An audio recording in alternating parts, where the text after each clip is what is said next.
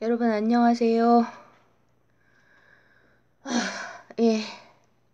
그래서 지난 시간에 이어서 우리가 왜 이길 수밖에 없는가, 우리가 또 이길 거걸랑요 3탄을 준비해 보았습니다. 이재명 지사님 재판이 드디어 이명박 2심보다도 증인이 더 많은 골 때리는 재판이 드디어 증인신문은 끝났습니다. 너무 마음 아픈 과정이었고요. 드릴 말씀은 많은데 오늘은 우선 준비한 주제에 집중을 해보도록 하겠습니다. 시작하기 전에 간단하게 말씀 한 가지만 드려보면요. 이게 진짜 제가 너무 웃긴 말씀드리기도 좀 진짜 황당하고 좀 진짜 창피한데 그래도 현실로 벌어지고 있는 일이라서요. 다른 게 아니라 자꾸만 제 전화기에다가 그 이상한 시끄러운 소리를 계속 보내고 있어서 도대체 방송으로 폭로까지 했는데도 계속 그러는 이유를 모르겠어서요.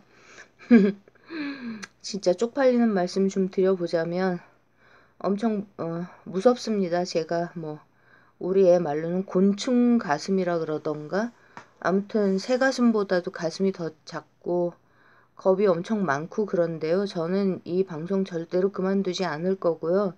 만분의 하나, 만에 하나 진짜 저는 그 혈압도 내일 모레 환갑인데도 혈압도 120에 80이나 110에 70 나오거든요.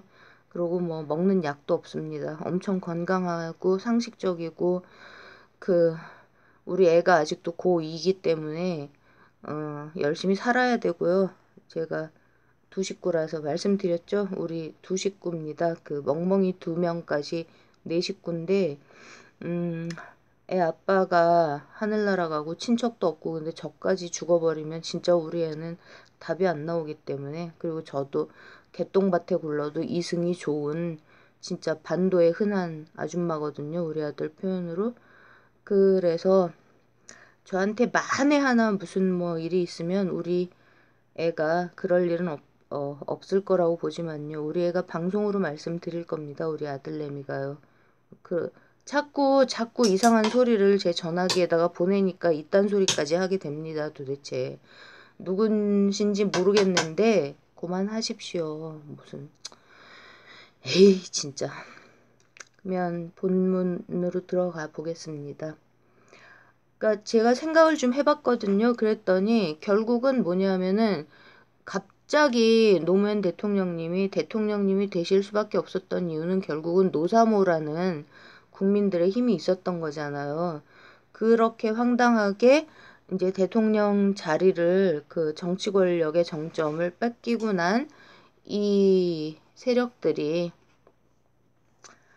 이제 탄핵을 하고 난리를 치고 막 그 물밑에서 막 하고 이러면서 결국은 도모한 게 뭐냐 하면은 국민들과 이렇게 진심으로 국민을 위하는 국민이 진짜로 대하에 띄우는 이 국민의 정치인들을 띄우지 못하게 만들기 위해서 갖은 작전 세력들을 동원하고 이 난리를 언더 정치권을 이용을 하고 그래 왔던 그 2000년대의 그 한 20년 정도죠. 벌써 20여 년에 걸친 그악한 이것과 이런 이 행태들과 지금 현재 우리가 전면전을 벌이는 시기가 이제 딱 펼쳐진 겁니다. 그리고 이제 그러니까 우리는 촛불 국민이었지만 이제는 보다 더 선명하게 우리들의 어떤 주적이 될 수밖에 없는 외부의 적뿐만 아니라 우리 내부의 그 가짜 적폐들이요. 사기 진보 적폐들과의 전선을 보다 명확하게 하고 우리가 앞으로 해야 할 일들을 더 구체적으로 선명하게 만드는 이런 것들에서 이미 시작을 해버렸기 때문에 우리가 이길 수밖에 없다라는 생각이 그런 생각을 계속 하게 됩니다. 조금 살펴보면요. 그러니까 저는 주로 이쪽은 너무 뻔하기 때문에 놔두고 그러니까 더민주 안에 뭐 정의당도 뭐 마찬가지입니다.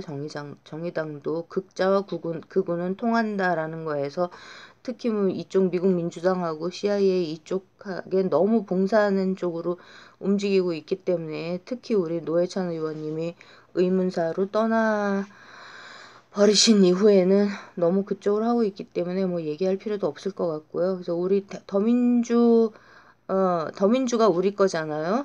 더민주가 우리 촛불 국민 거기 때문에 그 내부 상황만 좀 보면요. 그러니까 결국은 전선은 앞으로는 이재명 지사님이 요번에 대선에 출마하실지 차기 대선에 아니면 조금 더 있다 하실지 그것은 이재명 지사님이 결정을 하실 문제죠. 그러니까 모든 상황을 살피면서 결정을 하실 텐데 결국 우리에게 있어서 지금 그러니까 우리가 100년 만에 띄운 우리 국민의 성공시킨 정치인 우리 첫 번째 촛불 대통령 문재인 대통령님을 이은 이 이재명이라는 이름 석자는 이제는 이미 상징이 돼버렸습니다. 다음번에 하실지 그 다음에 하실지 뭐 대통령을 언제 하실지는 모르겠지만 이재명은 우리에게는 상징입니다. 그래서 이재명이라는 이름을 앞세우면서 우리의 전선을 봤을 때 결국은 안티 이재명과 프로 이재명, 이재명을 반대하느냐, 이재명을 중심으로 뭉치느냐, 이재명이라는 상징을 중심으로 뭉치느냐, 이렇게 전선이 형성될 수밖에 없고요. 우리 내부, 즉 더불어민주당에서 내부에서의 전선이요. 그리고 당연히 우리 국민들과 문재인 대통령님은 이재명을 중심으로 그러니까 간단합니다. 무슨 뭐 문재인이 친문을 내세워서 자기의 권력을 승계시키기 위해서 이재명을 뭐 어떻게 하려고 한다. 그러니까 돌이켜서 생각을 해보면요. 문재인 대통령님이 그러니까 대선 경선 시기에 뉴스공장에 그 이 짓궂은 털보 김어준 총수한테 한번 차출당하셔가지고 인터뷰를 한번 하신 적 있죠. 그때 뭐라 하셨습니까? 그때 이제 문재인 고구마 이재명 사이다 얘기 한참 난리였는데요.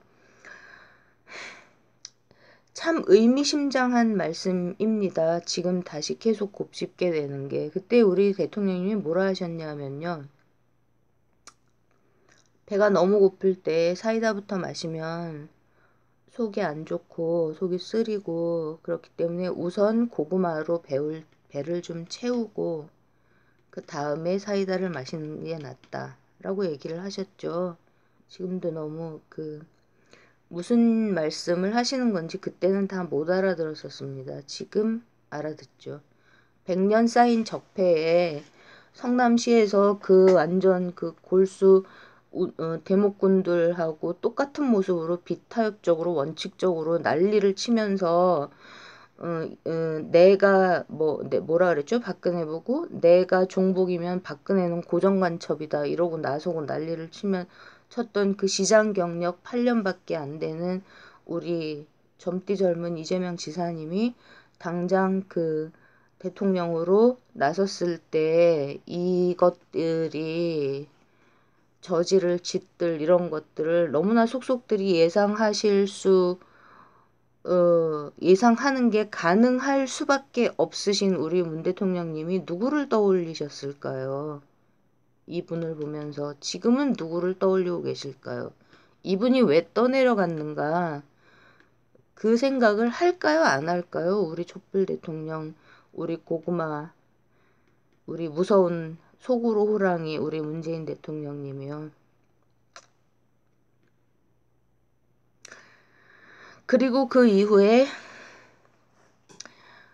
홍석현이라는 그 너절한 뇌물 배달꾼한테 가서 무슨 외무부 장관 해달라 그랬었나요? 그런 얘기까지 하는 페인트 모션을 왜 썼을까요? 세력 균형에서 힘의 역학관계 속에서 촛불 국민들의 이 들끓는 이 힘을 이 정말 적폐 더민주 안에도 켜켜이 쌓여있는 이 진짜 적폐의 늪 속에서 이것들을 자리를 잡기 위한 그 지난한 아무에게도 얘기하지 않으시는 그런 과정과 세월들이 있었구나라는 게 이제서야 돌이켜보면서 정리가 되는 거죠. 그래서 지금까지 왔습니다. 그동안 우리 이재명 지사님도 진짜 산전수전 공중전까지를 삶과 성남시장 하면서 겪으셨다면 이제는 우주전쟁을 끝내셨죠. 별들의 전쟁도 다 끝났습니다. 이제 천하무적의 대열로 들어가고 계십니다. 그런 상황에서 지금 더민주 내부를 보면 안티 이재명 쪽에는 이제 구주사파요. 누군지 맨날 얘기해갖고 그 임모 씨, 그 다음에 같은 운동권 출신이죠. 같은 운동권들요. 80년대 중후반부 이후에 같이 움직였던 그러면서 꼴패미 사단을 만든 이쪽은 이 양반한테 봉사하고 있다. 뭐 특히 참여연대 그 다음에 그 여성민우회 그리고 참여연대와 여성민우회의 돈줄인 아름다운 재단 얽히고 설켜 있는 거 계속 말씀드리고 있고요. 또 누구요? 그러니까 현역 의원들 중에서 전해철, 김진표 이렇게 다 경기도죠. 경기도에 그리고 뭐 남경필 등등 뭐 수원중앙침례교회 거기에 이 양반은 종교가 카톨릭이라 그러던데 이 양반은 거기 장로고 남경필은 그 여비서 문제 때문에 장로를 안 시켜줘가지고 아직도 집사인지 모르겠는데 경기도에 한다 하는 정치인들은 그 교회에 다 모여 있다고 하더라고요. 수원 사는 친구가 얘기해 주는데 뭐 여고 야구 다 소용없고 이 사람들 다 뭡니까? 삼성, 태영하고 그 뭐야 김문수 다음에 남경필 이러면서 뭐 연정했잖아요. 더민주가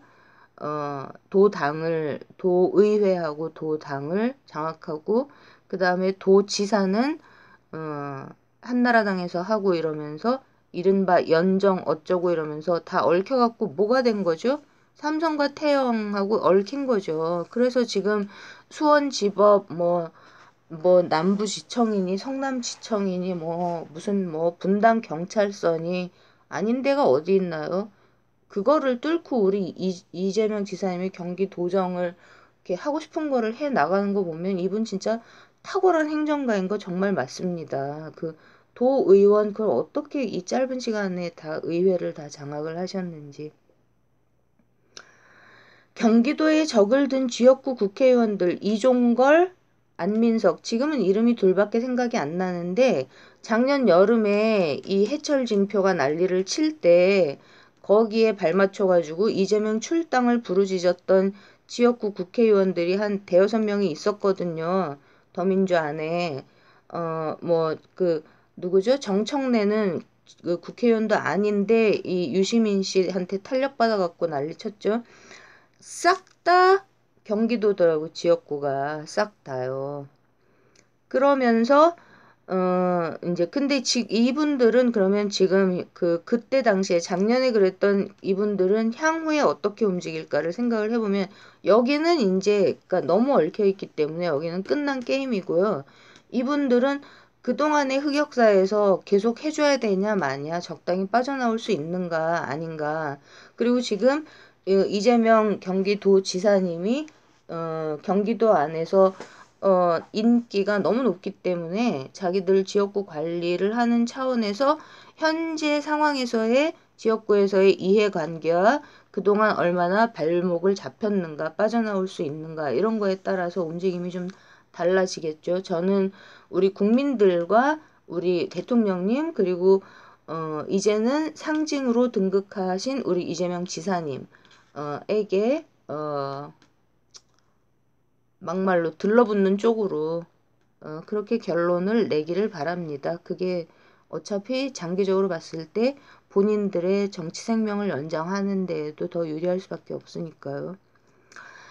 이 두 분은 제가 요즘 계속 말씀드리고 있듯이 70년대 말부터 80년 서울의 봄을 거치면서 김대중 시기에 내란 음모 사건에 얽혀서 유명세를 타고 그러면서 가장 첫바따로 정치권으로 들어왔죠. 이분이 보좌관으로 같이 움직이기 시작하는 이분들은 이런 그 이후에 80년대 중후반 이후에 학생운동권에서 지하운동 세력들하고 같이 이어지는 그 운동권 조직들하고 맥락이 닿지 않은 상태에서 동교동 상도동하고의 싸움, 그러니까 권력투쟁을 해 펼쳐 나가면서 역시 조직적인 세가 없다는 건 결국은 국민과 다이렉트로 연결이 돼 있고 국민 편이라는 얘기입니다. 근데 현실 정치, 중앙 정치 무대에서 등에 업고 우리 의문사로 떠나가신 노무현 대통령님을 등에 업고 자기들의 세를 구축을 하면서 홍석현을 통해서 이쪽하고 연관이 맺은 것이 연관을 맺기 시작한 게 틀림없다라고 보는 거죠. 형인지 동생이 이쪽 사장단이기도 하고요. 그럼 지금에 와가지고 유시민 씨를 제가 왜 자꾸 얘기를 하게 되느냐. 두 가지 얘기만 다시 말씀을 드리면요. 유시민 씨의 배우자의 고향이요. 여기에 지금 여기 김부 뭐 생략돼 있는지 다 아시겠죠. 그 골 때리는 그 배우였다는 그 늙은 여자. 그 다음에 환경운동가라는 이 사람하고는 같이 뭐 북 콘서트도 하고 어쩌고. 그 다음에 성남 김사랑 박사모죠. 이 지사님 앵간히 괴롭히는 분이죠. 같은 동향입니다. 제가 댓글에서 본 것 같은데 여기에 한 명이 더 정확하게 드러나지 모르겠는데 드루킹의 이혼한 전 배우자도 동향이라는 이 리포트가 있었거든요. 이게 엄청난 겁니다. 이게 왜냐하면은 이 드루킹이 지금 김경수 지사님 재판에서 그 자기가 그 압수수색 당해가지고 걸린 노트에서 오늘 아침 뉴스공장에 나오던데요. 지금 어떻게 해서든지 엮어야 된다. 그래가지고 막 짜고 이런 게 다 나오고 있잖아요. 그러니까 이 순진한 김경수 지사님이 이제 낚인 겁니다. 낚인 건데 이 처음 이 보좌관을 통해 가지고 처음 연결을 해준 게 이 양반이란 말이죠. 근데 제가 주목하고 있는 건 뭐냐 하면요. 우리 너무 도대체 손석희 앵커는 왜 노회찬을 떠나보내죠? 난 이해가 안 가요. 왜 떠나보냅니까? 그 무슨 왜 떠나보내는데요? 손 앵커님, 제가 무슨 그 그냥 저 혼자 여쭤보자면 뭐 여쭤볼 뭐죠? 길이 없기 때문에 그냥 저 혼자 얘기를 해보자면 왜 떠나보냅니까? 노회찬을? 노무현을 우리가 떠나보내나요? 절대 안 되죠. 노회찬은요? 안 되죠. 왜 떠나보내요? 절대로 안 됩니다.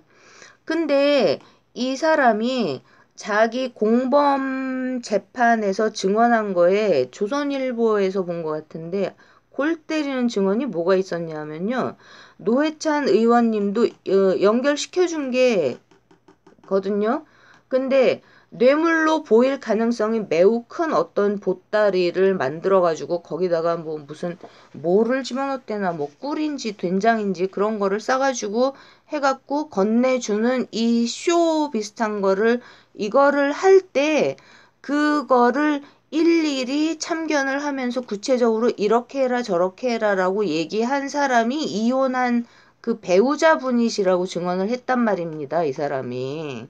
이게 도대체 어떻게 된 거냐고요. 자기는 자기 배우자가 시키는 대로 했다라고 증언을 했습니다. 돈 뇌물 준 게 없다라는 얘기를 하면서요. 이걸 왜 꾸며놨을까요? 왜? 이걸 꾸며놓고 그 다음에는 뭐라 그랬냐면 그 허위범 특검이 얘기를 하면 형량을 어떻게 해주겠다 그래가지고 허위 증언을 했다 이런 말들을 했잖아요. 이 출발이 이렇게 엮여있는 이게 너무나 이상하다는 거죠. 그래, 이거 규명이 돼야 될 부분들입니다. 이게 제가 뭐 노무현 재단, 뭐 마포 이런 얘기도 했었지만 어쨌거나 이런 정말 너무나 골 때리는 이런 게 있고 그 다음에 우리 세월호 변호사로 국회에 들어가신 이분이 움직이는 그 이후의 모습들이 저는 참 이해가 안 가는 일들이 정말 너무 많습니다. 정청래 씨는 앞으로 어떻게 할 건지 공천에서 좀 탈락을 해 주시기를 바랍니다. 그래서 열이 확 받으시기를 뚜껑 열리길 진짜 바랍니다. 뚜껑 열리면 애국자 되는 분이니까요.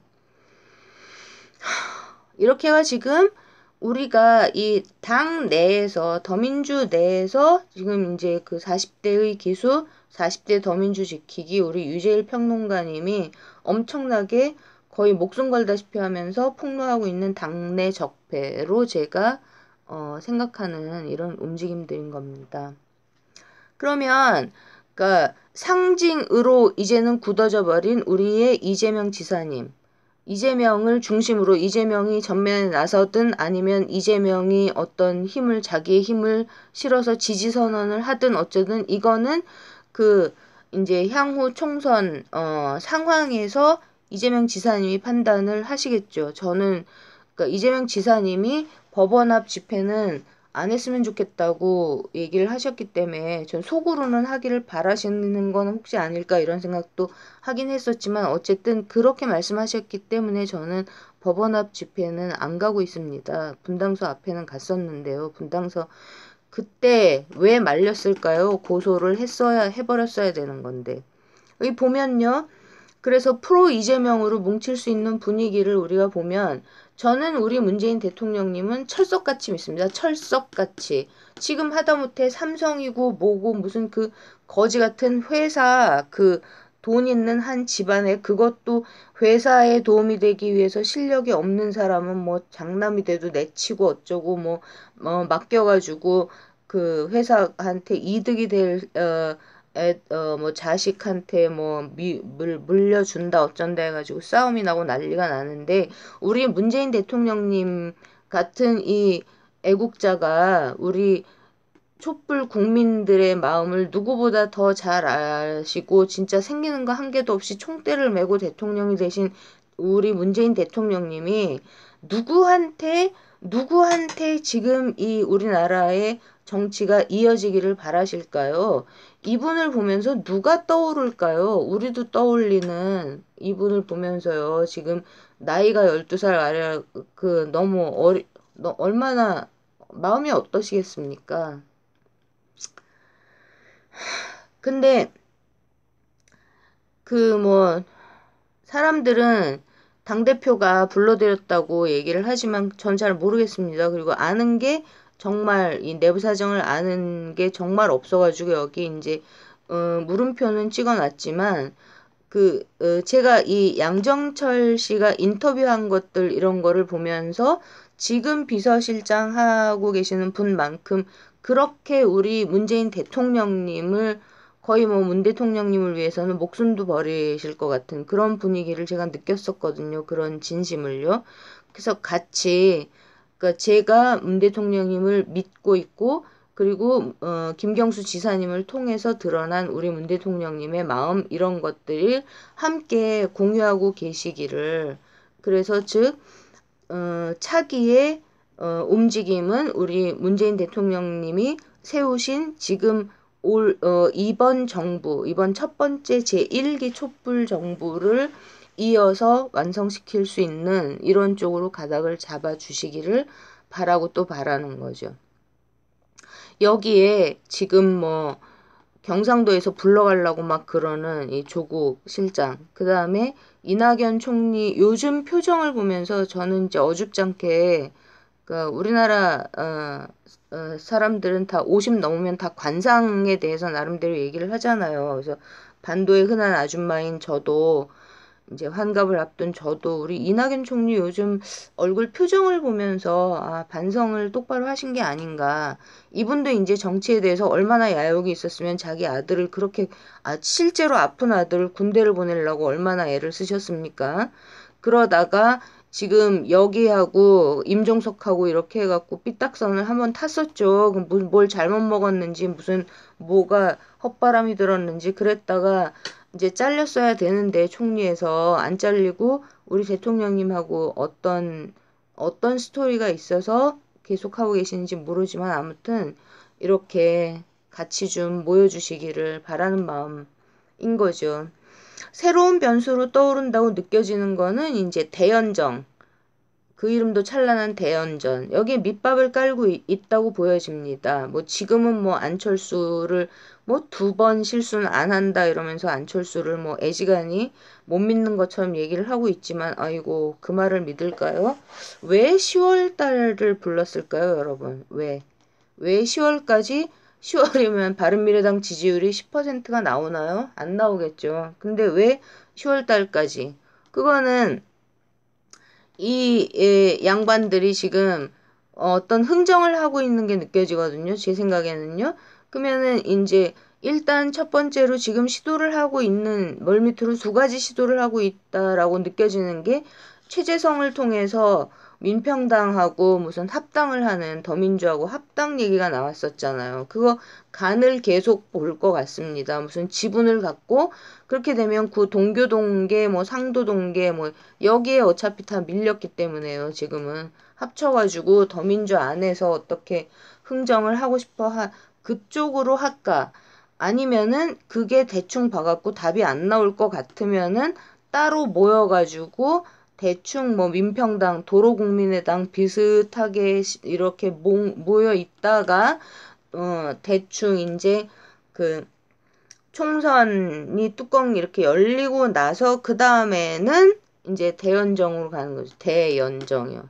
그러니까 자한당하고 같이 그때가 되면 이제 안철수가 뭐 대연정을 위해서는 어쩔 수가 없다. 이제 더민주는 떠내려갔다. 어쩌고 이러면서 기계공학적으로 이렇게 뭉치겠죠. 그런 그림을 대강 그리고 있는 걸로 제 눈에는 보입니다. 근데 제가 모르겠는 거는요. 지금 이제 그 이쪽이 아닌 더민주 내의 정치인들도 굉장히 많잖아요. 이분들이 색깔이 아직 안 드러나고 있죠. 근데 여기서 지금 이쪽 새들하고 대항해서 자기 세력들을 갖추기 위해서 박지원, 손학규 뭐 이런 식으로 최재성이 말을 꺼냈다 말았다 하고 있는 민평당하고의 어떤 그 더민주 안에서 같이 뭉치는 이런 것들을 혹시 생각을 하고 있는 건지 아닌지 모르겠습니다. 여기 이제 제가 이름 적어 놓은 게 우상호, 송영길 의원은 제가 계속 주목을 하고 있는 게 지난번에도 말씀드렸었는데, 이제 그 이재용을 구속하라 그 데모에 참여한 현역 의원이 제가 본 건 박주민하고 송영길 두 명이었거든요. 그래서 안티 삼성의 분위기가 있다라는 거하고 그 다음에 너무나 이제 조중동에서 엄청나게 왕따를 시키고 동시에 당 내에서도 뭐 이해찬, 추미애 뭐 할 것 없이 모든 세력으로부터도 진짜 처절하게 왕따를 당하고 있는 것 같아서 제가 눈여겨보는 거죠. 그 어제도 어떤 그 유튜브 방송에서 그 실방하는데 어떤 그 댓글 다시는 분이 그러니까 채팅창에다가 그 송영길의 전투력이라 그러던가 돌파력이라고 표현을 하던가 굉장히 훌륭하다 이렇게 얘기를 하시길래 그래서 지금 다음 총선에서 당에서 뭐를 맡겨주냐고 제가 그분께 여쭤봤는데 그 방송을 진행하시는 그 이제 유튜버 분도 아무 얘기가 없으시고 아무도 아무 얘기를 안 해갖고 더 이상 논의가 이어지지 않았는데 참 궁금합니다. 향후 향배가요. 근데 물론 제가 바라는 거는 이제 이 양반들하고 똑같이 마찬가지로 어떤 그 정치적인 이합 집산 정치인들끼리 그 세력을 놓고 다툼을 벌이는 그런 정치 공학이라는 거는 우리 국민들도 그동안 30년이 넘게 단련을 받아왔기 때문에 지금 이제 딱 보면 압니다. 딱 보면 아니까 그냥 혹시라도 그게 낫지 않을까라는 생각이 만에 하나 있으시다면 빨리 정리를 하시고 그러니까 국민들과 한 배를 타야지만 이제는 정치적인 생명이 이제 그 뭐 다 아시겠죠? 아시리라고 믿겠습니다. 여기 이제 홍익표 의원 이름도 적어놨는데 경기도 국정감사할 때요 작년에 그때 이 홍익표 의원은 남경필 고발 엄청 하고 싶어 했거든요. 남경필이 저질러 놓은 게 너무 많아가지고. 근데 당 차원에서라도 그때 그랬었거든요. 이재명 지사님한테 그 전임자라서 하기 힘드시면 당 차원에서라도 추진하겠다고 막 그랬었는데 이제 그 안 됐죠. 뭐 받아주나요? 안 받아주니까 안 됐죠. 그래서 아마 화가 굉장히 많이 나셨을 겁니다. 그때 저는 홍익표 의원님 정말 좋아 보입니다. 믿음이 갑니다. 그 다음에 지금 이제 초선 의원들이요. 그 다음에 이제 정체를 잘 모르겠는 박범계, 뭐 이름 이렇게 적어놔 봤습니다. 최재성 이 양반도 뭐 문통 엄청 팔고 다녔는데 뭐 하는 건지 잘 모르겠습니다. 어쨌든 이런 식의 대열 속에서 우리가 우리의 힘을 키워서 우리의 전공법의 힘을 키우고, 그러니까 이분들은 결국 이제 그 중간지대 이제 그 유권자들 중에서 그 중간지대라 그러나요? 뭐라 그러죠? 그 무당층, 무당파 이런 분들도 마찬가지고, 그 다음에 이런 정치인들도 마찬가지인 게요. 힘센 쪽으로 붙게 돼 있습니다. 살아야 되니까요. 그리고 이제 무당층이라고 지금 얘기가 되고, 뭐 이재명 지사님 분위기가 어쩌니 저쩌니 이러면서 엄청 우아 교양 떠는 척하는 그런 분들도 이제 그 정치의식이 확고하고 우리나라를 실제로 움직이는 우리의 그 유권자들, 우리 진짜 국민들, 우리 나라의 정치를 이끌어 나가는 우리 국민들이 자세를 딱 잡고 각을 딱 잡고 힘을 키워 나가면 그분들도 이제 그 아닌 척하면서 별 얘기 안 하고 다 우리 쪽으로 옵니다. 이분들도 이제 비슷할 수밖에 없고요. 혼자 튀면은 뭐 모난돌이 정 맞는다. 그런 상태가 너무 오래 시스템으로 굳어져 버렸으니까요. 그러니까 이분들 다 끄는 힘도 우리에게서 나올 수밖에 없다. 근데 우리가 이길 거다라는 말씀을 드리는 거고요. 한 가지 좀 마음 아픈 얘기를 하고 싶은 게, 그러면 옛날에는 확 들불처럼 일어났던 이 노사모 그래가지고 막 해외까지 이 지역별로 막 해가지고 막 조직이 됐었죠. 근데 이 노사모를 조직한 그 실제 힘도 사실 운동권 출신들, 그러니까 전국을 무대로 그 조직을 시스템을 결성하는 거에 아주 능통해 있는 이런 분들이 주축이 되셨던 거라고 저는 생각을 하고요. 그럼 지금에 와서 노사모 같았던 그 순결했던 국민들, 유권자들의 235가 조직이 될 수 있을까? 그게 어떻게 생각하세요, 여러분은? 저는 좀 그럴 필요도 없다는 생각이 들면서 또 좀 불가능하지 않겠느냐 이런 생각도 드는 게요. 이 작전 세력이요. 작전 세력들이 천만 다행인 거는 전 이쪽은 뭐 그 페북이나 트위터 같은 걸 전혀 안 하기 때문에 모르겠는데, 주로 유튜브에서 봤을 때 이 극이동 작전 세력은 숫자가 정말 별로 안 되는 것 같더라고요. 그래서 좀 다행이다 싶으면서 조금 마음이 아픈 게 어떤 거냐면요. 이재명 지사님을 정말 진심으로 적극 지지하는 이런 분들을 보면서 제가 아무리 봐도 그 경기 동부라고 불려지는 그 정말 그 뭐라고 표현해야 되죠? 순결한 과거 주사파 운동권?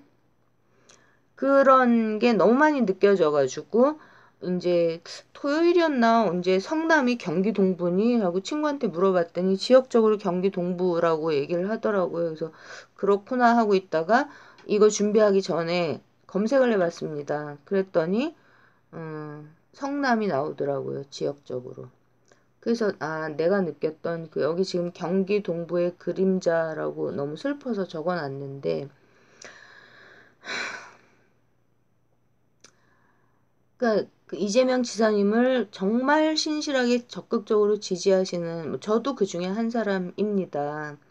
근데 제가 뭐 차이가 있다면 저는 이분들보다 제가 좀 뭐라 그러죠? 뭐좀 세상 때가 더 많이 묻었나요? 저는 어떤 엄청나게 순수하고 종교적이고 뭐 목사 딸입니다만 글쎄요.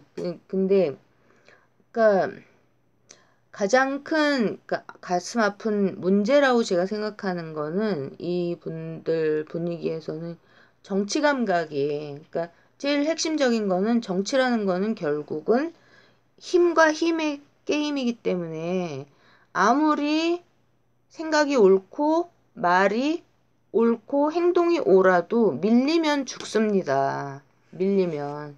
여기 돈과 시스템과 특히 숨어서 움직이는 이 온갖 음모적인 있던 것들에 밀리면은 끝나는 게임이거든요.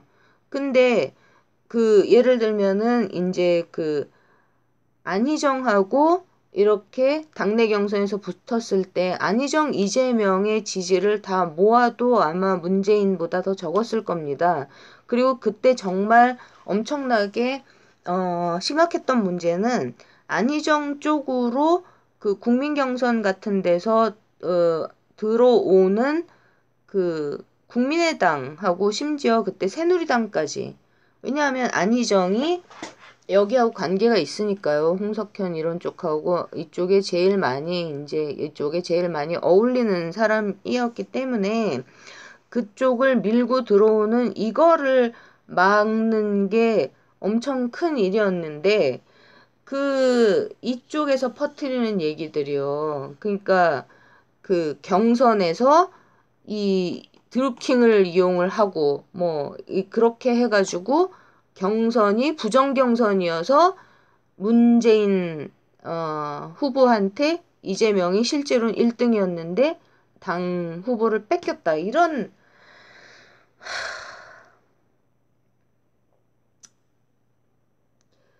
왜 그렇게 생각을 하게 될까요? 참 안타까운 일인데 이거는 이제 실제로 국민들, 유권자들의 마음이 어떤가 이런 것들보다는 정말 어떤 종교적인 그런 순수한 마음으로 어떤 정치인이나 어떤 정치 세력을 이렇게 생각을 하다 보면 그렇게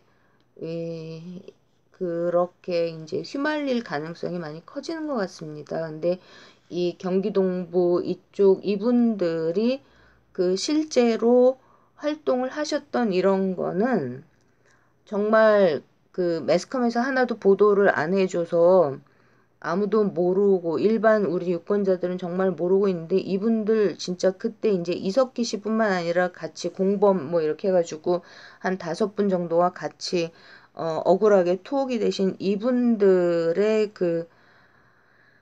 제가 이 방송을 하느라고 진짜 별 말씀을 다 드리게 되는데 배우자분들이 예를 들면 교황청이나 이런 쪽에 외국에 국제 뭐라 그러죠? 엠네스티 국제사면위원회 이런 쪽에 이제 어필하시는 편지 이런 것들도 제가 이제 살다 보니까 배우게 된 영어를 할 줄 알아서 그거를 이제 영어로 옮겨드리고 이러느라고요. 벌써 5년쯤 된 것 같습니다. 그걸 다 읽어 볼 수밖에 없었거든요. 읽으면서 진짜 와, 애들 사준 장난감 총이요, 여러분. 장난감 총 1, 2만 원짜리 플라스틱 장난감 총이요. 그런 거 증거품이라고, 무장투쟁 증거품이라고 갖고 간 거 아십니까? 예? 집 다 뒤져가지고, 이거 말로 다 못합니다. 저 그때도 진짜 너무 열받아가지고, 정말, 이 조작은요,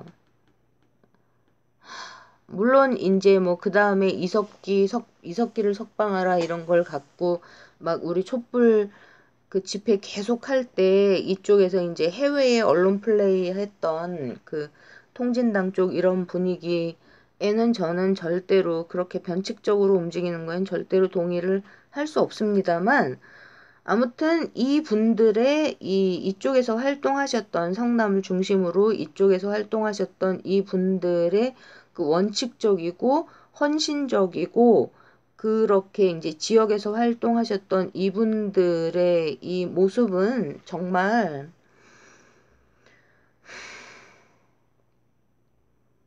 여기 이 인간들이 이렇게 이딴 인간들이 당의 실권을 잡고 더민주라는 걸 차지하고 앉아가지고 지금 여기하고 짬짬이로 무슨 일을 하는지 안 하는 건지 표시도 안 나게 진짜 자빠져 있는 이 사람들은 와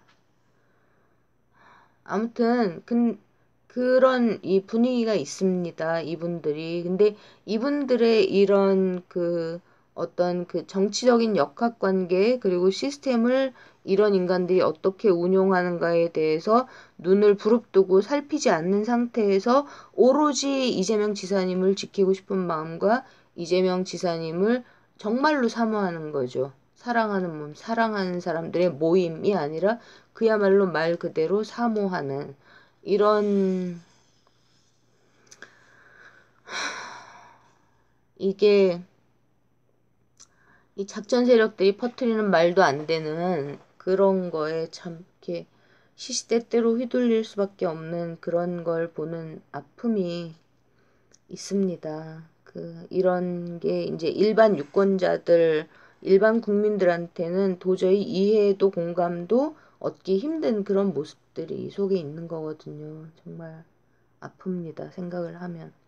어쨌든 그래서 그러니까 235라는 그런 조직적인 움직임이 옛날 노3호처럼 일어날 것이냐. 제가 보기에는 그럴 필요도 없고 왜냐하면 지금은 이제 다이렉트로 1인 1표로 그냥 밀고 들어와서 장악할 수 있는 이 정도의 국민의식과 이 정도의 유권자 의식이 잡혔기 때문에 이런 행동대원 이런 거가 무슨 조직적으로 결성될 이런 필요성 같은 것들은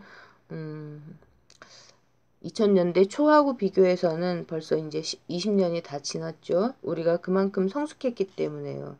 그러면 지금 제가 눈여겨보는 그러니까 어떤 새로운 리더십 스타일이라고 했을 때 이렇게 숨어서 이렇게 뭐 시스템을 구축해가지고 뭐 전국을 이렇게 나눠가지고 무슨 어디 위원회 이렇게 해서 어디서 뭐 어떻게 하고 뭐 그런 거보다 더 중요한 거는 여론전, 언론전에서 지금 이제 68년생이더라고요. 김어준 총수가. 그리고 유재일 평론가는 75년생인 것 같은데요. 그러니까 정말 모양이 좋습니다. 제가 보기에는.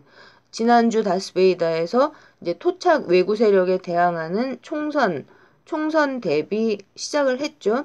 그러면서 더불어민주당을 지키는 이 엄청 튼튼한 그러면 이제 그 유재일 평론가는 그러니까 무슨 뭐 해당 행위를 한다 이런 식의 얘기를 많이 하는 것 같은데 더민주 안에서 절대 아니죠. 당내 적폐 세력하고의 전면전을 거의 혼자서 벌이다시피 하고 있는 겁니다. 근데 혼자서라고 이제 볼 필요가 없어 보이는 게요. 지금 전해철, 김진표 나가라 이런 얘기들. 그러니까 우리 유권자들, 우리 더불어민주당의 진짜 주인들인 당원들한테서 나와야 할 이 구호들이 굉장히 많이 나오고 있는데 이게 전부 다 유재일 평론가의 이제 리드에 의해서 잡혀가고 있는 것 같거든요. 그래서 당내 적폐를 분쇄하는 일들을 하고 있는 거죠. 왜? 공정하고 객관적인 공천과 경선을 이루어내기 위해서 이런 일들을 하고 있는 거죠. 이렇게. 근데 여기에 이제 제가 적어놓지 않은 많은 방송들, 진짜 언론들이 있지 않습니까? 진짜 언론들이요.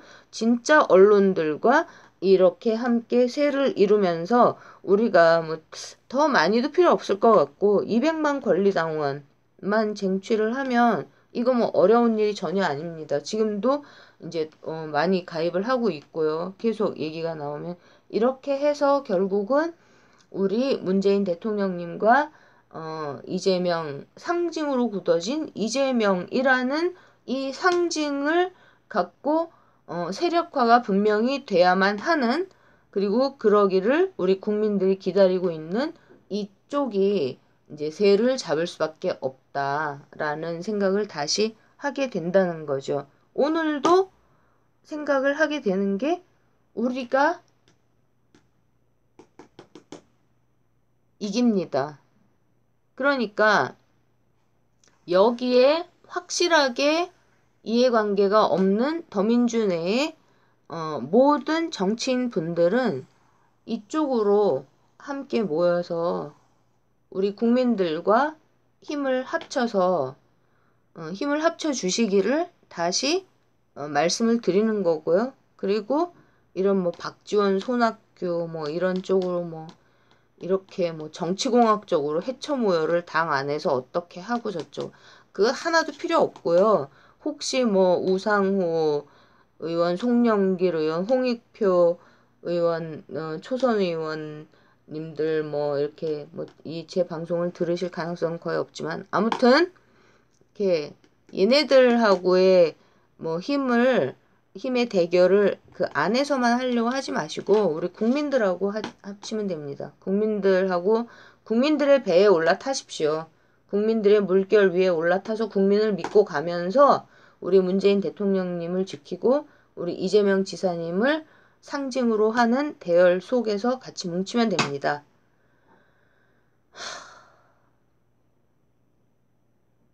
정말 마음 아픈 정말 순수하고 순결하신 분들입니다. 이분들은 정말로요. 우리 이재명 지사님을 많이 닮으셨죠. 근데 우리 이재명 지사님 지금 거의 승천하셨습니다. 제가 보기에는 승화하셨죠. 그러니까 한 경지가 거의 뭐 신의 경지에 다 도달하 계신 걸로 보입니다. 진짜 별들의 전쟁과 우주 전쟁을 다 마치고 계시고 우리 국민들의 영원한 리더로 서실 채비를 거의 끝내신 모습입니다. 금방 또 뵙겠습니다. 고지가 바로 저기군요.